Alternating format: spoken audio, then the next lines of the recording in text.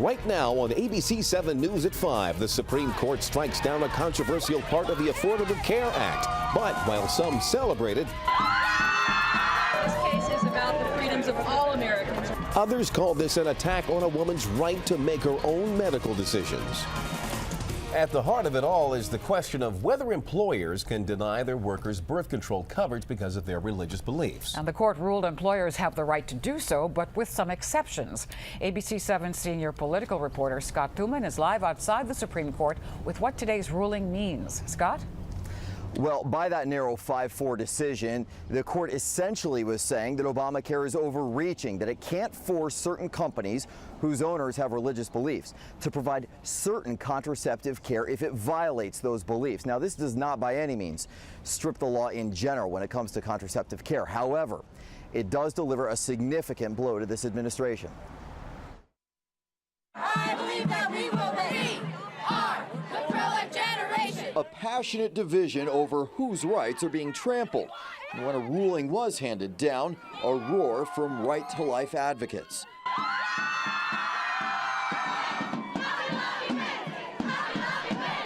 Hobby Lobby did win, along with Conestoga Wood, convincing 5 of the justices that providing certain types of post-fertilization and so-called abortion drugs infringed on their religious beliefs. Just this one small step is just the big, we're just going to rush through that open gate, and it's just going to be, it's just going to be amazing. This is a great day for religious freedom. The Supreme Court decided that American families do not lose their religious freedom just because they open a family business. It is the first time the court has ruled a for-profit business can hold religious views. If we allow corporations to decide things based on their religious freedom, then that gives them the right to deny hiring LGBTQ people, to deny hiring women. They can say it's against a religious belief, and we don't want them to abuse that. We say no way! Neither, it seems, do the justices. While some 50 companies have filed similar suits, the court's ruling applies only to contraception and only to those under control of just a few people when there's no real difference between the business and its owners.